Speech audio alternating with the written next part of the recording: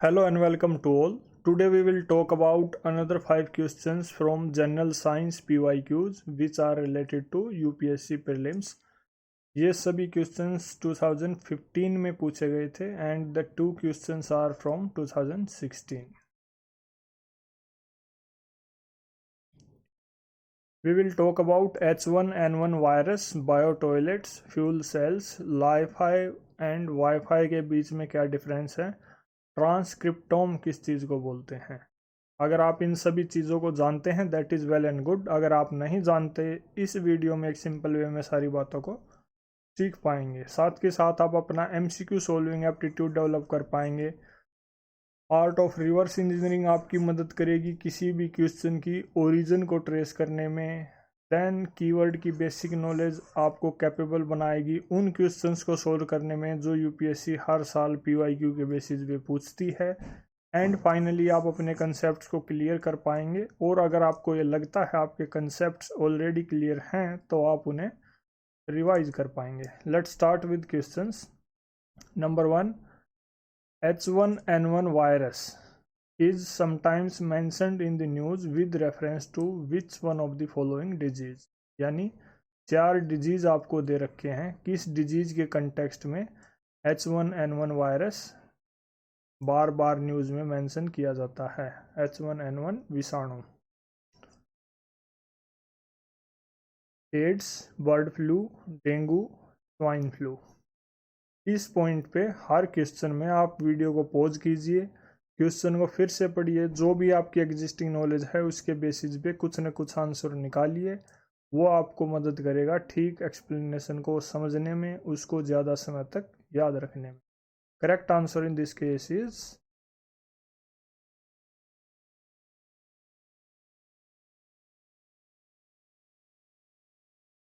D, यानी swine flu.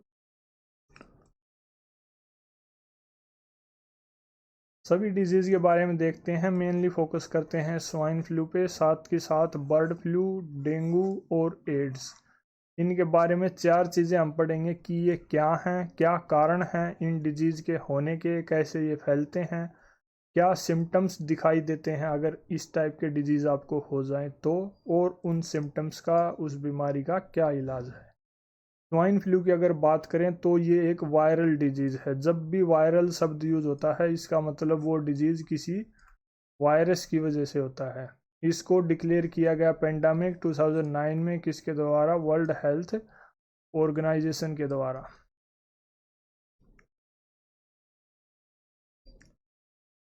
Then bird flu, ये भी एक वायरल डिजीज़ है, सेम। H5N1 भी इसको बोलते हैं। डेंगू भी एक वायरल डिजीज़ है। एड्स के बारे में ऑलरेडी हम बात कर चुके हैं, इस क्वेश्चन में डिस्कशन नहीं करेंगे। लेक्चर 1 में क्वेश्चन नंबर 3 में ऑलरेडी बात हो चुकी है। सेकंड कि भाई किन कारणों से ये डिजीज होते हैं। स्वाइन फ्लू अगर एक वायरल डिजीज है तो कौन से वायरस की वजह से होता है, उस वायरस का नाम है H1N1 वायरस। ये एक इन्फ्लुएंजा ए वायरस है। ये मेनली पिग्स को, बर्ड्स को और ह्यूमन को इन्फेक्ट करता है, और इस डिजीज़ का जो फैलाव है वो एयर के ज़रिए होता है। ख़ास तौर पर एयर में जो ड्रॉपलेट्स होती हैं, हम स्नीजिंग वगैरह कर देते हैं, या फिर जो कंटेमिनेटेड सरफेस है उसको टच वगैरह करने से ये वायरस फैलता है। बर्ड फ्लू जो है एवियन इन्फ्लुएंजा वायरस की वजह से फैलता है। Avian is a bird, influenza means flu. ये नेचुरली फैलता है वाइल्ड एक्वाटिक बर्ड्स में, लेकिन इंसानों में ये मतलब रेयर पाया जाता है, ज़्यादा जल्दी से इन्फेक्ट नहीं करता, और जब इन्फेक्ट करता है तो ये हवा के ज़रिए ही फैलता है। डेंगू जो है, डेंगू वायरस की वजह से फैलता होता है, लेकिन ये फैलता एडिस मॉस्क्विटो, जो खुद इन्फेक्ट होके फिर दूसरों को इन्फेक्ट करता है। सिम्टम्स क्या हैं। स्वाइन फ्लू की अगर बात करें तो फीवर, बॉडी एक, चिल्स, स्वेट, और थ्रोट, कफ वगैरह आपको देखने को मिलेंगी। सिमिलर सिम्टम्स आपको देखने को मिलेंगे बर्ड फ्लू के केस में। अगर डेंगू की बात करें तो high fever, headache, muscle and joint pain होता है। ट्रीटमेंट, फ्लू वैक्सीन आप ले सकते हैं स्वाइन फ्लू के केस में। प्रिवेंशन के लिए बेसिक हाइजीन जो हर डिजीज़ में काम करती है, बर्ड फ्लू के लिए एंटीवायरल ड्रग्स एंड डेंगू के लिए फ्लूइड रिप्लेसमेंट और पेन रिलीवर्स दिए जाते हैं। Second is with reference to bio toilets used by the Indian railways consider the following statements, यानी जैव शौचालयों के कंटेक्स्ट में आपको दो स्टेटमेंट दे रखी हैं। My pen is not working. दो स्टेटमेंट दे रखी हैं बायो टॉयलेट्स के कंटेक्स्ट में जो इंडियन रेलवेज में यूज किए जाते हैं। Number 1, the decomposition of human waste in the bio toilets is initiated by a fungal inoculum. Second, ammonia and water vapour are the only end products in this decomposition which are released into the atmosphere। कि भाई ये जो decomposition की process होती है उसके जो and products है सिर्फ अमोनिया और वाटर वेपर होते हैं और जिनको एटमॉस्फेयर में छोड़ दिया जाता है।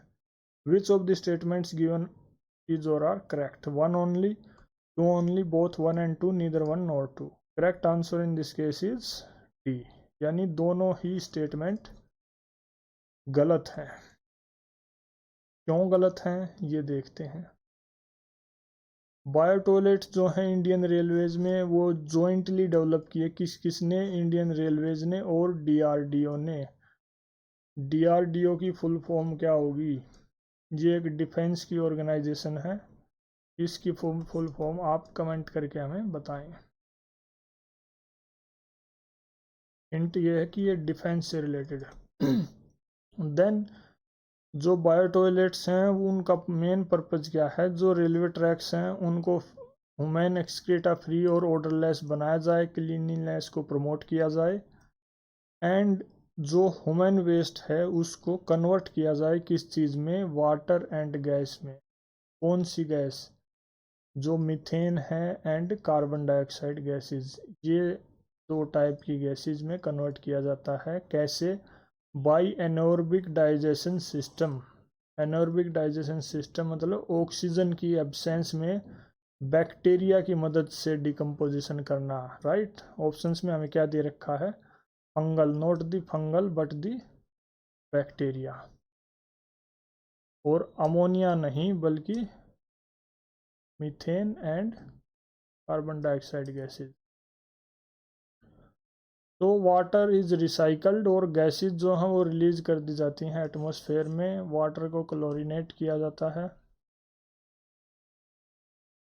इस टाइप से आप देख सकते हैं ट्रेन्स में जहाँ बायो टॉयलेट इंस्टॉल्ड है उनके नीचे इस टाइप से एक टैंक लगा रहता है जिसमें ये सारी प्रोसेस होती है। इस चार्ट के ज़रिए भी आप डायग्राम के ज़रिए ये सारी प्रोसेस समझ सकते हैं। Next is with reference to fuel cells in which hydrogen rich fuel and oxygen are used to generate electricity, consider the following statements.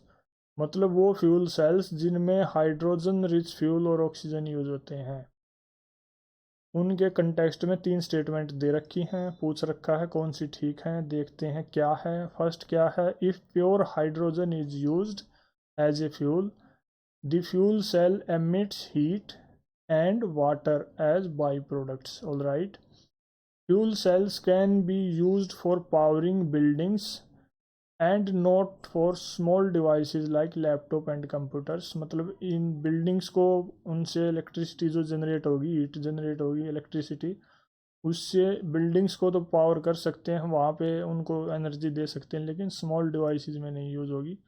Fuel cells produce electricity in the form of alternating current. Which of the statements given above is are correct? 1 only, 2 and 3 only, 1 and 3 only, 1, 2 and 3। Correct answer in this case is a, यानी सिर्फ पहली statement ठीक है। पहली statement क्या है कि भाई प्योर हाइड्रोजन अगर यूज करते हैं फ्यूल के तौर पे फ्यूल सेल में तो हीट और वाटर बाई प्रोडक्ट जनरेट होंगे। सेकंड स्टेटमेंट गलत है क्योंकि इसको स्मॉल डिवाइसेस को चार्ज कर सकते हैं। Third statement is also incorrect क्योंकि अल्टरनेटिंग करंट नहीं बल्कि डायरेक्ट करंट ये जनरेट करती है, direct electric. Hydrogen fuel cells को समझने से पहले हमें ये पता होना चाहिए फ्यूल सेल्स क्या है। फ्यूल सेल्स एक इलेक्ट्रोकेमिकल डिवाइस है जिसका इस्तेमाल किसी भी फ्यूल की केमिकल एनर्जी को इलेक्ट्रिकल एनर्जी में कन्वर्ट करने के लिए किया जाता है। इतनी सिंपल सी चीज़ है। ये एक इलेक्ट्रोकेमिकल डिवाइस है जिसका इस्तेमाल कोई फ्यूल उसमें डाल के उसकी जो केमिकल एनर्जी है फ्यूल की उसको केमिकल रिएक्शन के ज़रिए कन्वर्ट कर दिया जाता है electrical energy. Hydrogen fuel cell किसको बोलेंगे कि जिसमें ये फ्यूल हाइड्रोजन हो, उसको हाइड्रोजन फ्यूल सेल बोल देंगे। Hydrogen as a fuel use किया जाए, हाइड्रोजन की केमिकल एनर्जी को इलेक्ट्रिकल एनर्जी में कन्वर्ट कर दिया जाता है। क्या फीचर्स हैं इसके? हीट और वाटर जनरेट होते हैं as by products. Direct current ये इलेक्ट्रिसिटी की फॉर्म में जनरेट करती हैं। इको फ्रेंडली है काफ़ी नेचर में। क्वाइटर ऑपरेशंस होते हैं, मतलब कम नॉइज़ करते हैं in comparison to gasoline and diesel vehicles. Efficient भी हैं। एप्लीकेशंस क्या क्या हैं? It can be use for powering portable devices और मशीन्स जिनमें बैटरीज का यूज़ होता है, जैसे laptop, mobile phones, hearing aids. Electrical vehicles में भी इसको यूज किया जा सकता है। डायग्राम में आप देख सकते हैं एक फ्यूल सेल कार है इस टाइप से। ये यहाँ पे हाइड्रोजन टैंक दिया हुआ है and this is the complete setup to convert chemical energy of hydrogen into electrical energy through a chemical reaction here. Next is with reference to Li-Fi. Li-Fi के कंटेक्स्ट में दो स्टेटमेंट आपको दे रखी हैं, ये पूछ रखा है कौन सी ठीक है। It uses light as the medium for high speed data transmission. All right. Second, it is a wireless technology and it is several times faster than wifi.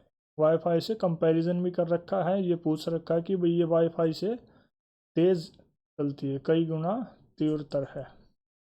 Select the correct answer using the code given below. 1 only, 2 only, both 1 and 2, neither 1 nor 2। Correct answer in this case is C, यानी दोनों ही statement ठीक हैं, दोनों कथन अपनी जगह ठीक हैं। लाईफाई वाईफाई का कंपैरिजन से पढ़ते हैं।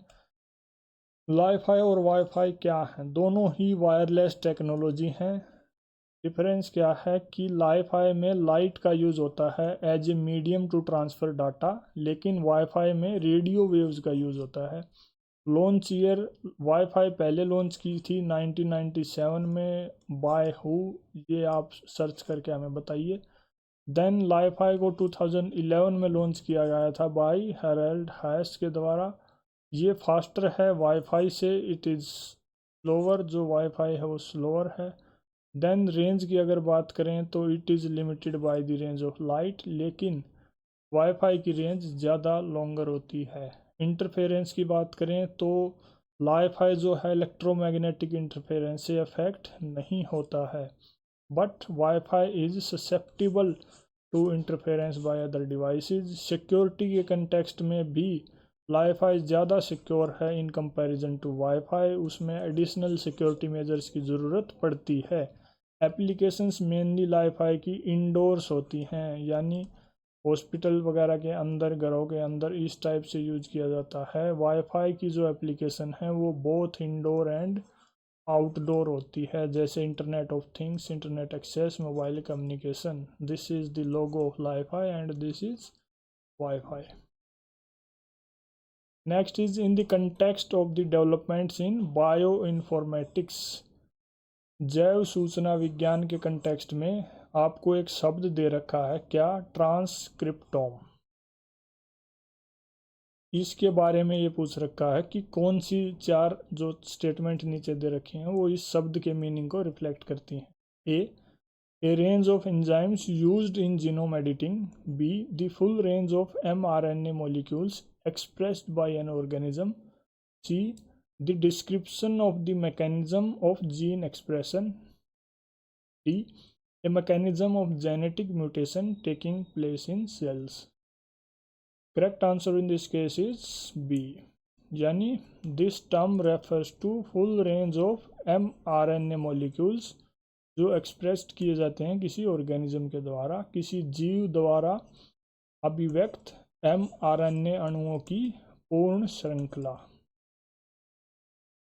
ट्रांसक्रिप्टोम क्या है? जैसा हमने ऑलरेडी बात की, it is a complete set of all RNA molecules. सभी आरएनए मॉलिक्यूल्स का एक सेट है जो किसी एक इंडिविजुअल या ग्रुप ऑफ सेल्स में प्रोड्यूस किए जाते हैं।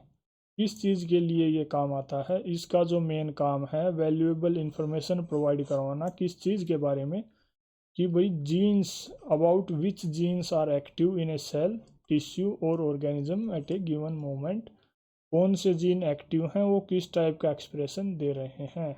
इसको स्टडी करने के लिए अलग अलग टेक्निक्स जैसे आरएनए सीक्वेंसिंग यूज की जाती है ट्रांसक्रिप्टोम को अच्छे से समझने के लिए।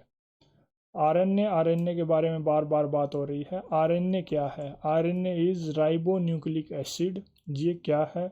ये एक टाइप ऑफ न्यूक्लिक एसिड है। न्यूक्लिक एसिड हम जानते हैं दो टाइप के हैं, डीएनए प्लस आरएनए। आरएनए एक दूसरा type of nucleic acid molecule है जो एसेंशियल है किस बात के लिए? किसी भी लिविंग ऑर्गेनिज्म में कुछ बायोलॉजिकल प्रोसेसेस के होने के लिए, यानी उनको करवाने के लिए इसकी बेहद ज़रूरत पड़ती है। कौन सी बायोलॉजिकल प्रोसेसेस? मेन तौर पे प्रोटीन का क्रिएशन करना और जीन का एक्सप्रेशन। ये दो मेन प्रोसेस के लिए आरएनए बेहद इंपॉर्टेंट रोल प्ले करता है किसी भी लिविंग ऑर्गेनिज्म में। मेनली ये तीन टाइप के हैं। मैसेंजर आरएनए, जिनको एमआरएनए भी बोलते हैं, ये क्या करते हैं? ये जेनेटिक इन्फॉर्मेशन को सप्लाई करते हैं। कहाँ से? डीएनए से राइबोसोम्स में। राइबोसोम्स मतलब जहाँ पे प्रोटीन का सिंथेसिस होता है, प्रोटीन जहाँ पे बनती है, वहाँ पे डीएनए से जो भी जेनेटिक इन्फॉर्मेशन है उसको सप्लाई करने का काम करते हैं। ट्रांसफ़र डीएनए क्या करते हैं? स्पेसिफिक अमीनो एसिड को ट्रांसफ़र करते हैं। किसको? राइबोसोम्स को। राइबोसोम्स अगेन जहाँ पे प्रोटीन बनती है। देन राइबोसोमल आरएनए ये पार्ट है उस स्ट्रक्चर का, किसका? राइबोसोम्स का। Protein synthesis occurs here. एक और टर्म जो दे रखी है क्वेश्चन में, बायो इन्फॉर्मेटिक्स। बायो इन्फॉर्मेटिक्स किस चीज़ को बोलते हैं? ये एक इंटरडिसिप्लिनरी फील्ड ऑफ साइंस है जो biology, computer science, chemistry, physics, mathematics, statistics, यानी ये एक ऐसा फील्ड है किसका? साइंस का, जो अलग अलग फील्ड्स को यूज़ करके अलग अलग सब्जेक्ट एरिया को, अलग अलग सब्जेक्ट एरिया की नॉलेज को यूज़ करता है। किस बात के लिए? जो बायोलॉजिकल डाटा है उसको एनालिसिस करने के लिए, उसकी स्टडी करने के लिए, उसको अच्छे से समझने के लिए। ये टर्म कॉइन की गई थी पॉलिन होजबैक एंड बेन हेस्पर द्वारा 1970 में। That is all about these 5 questions. Thank you.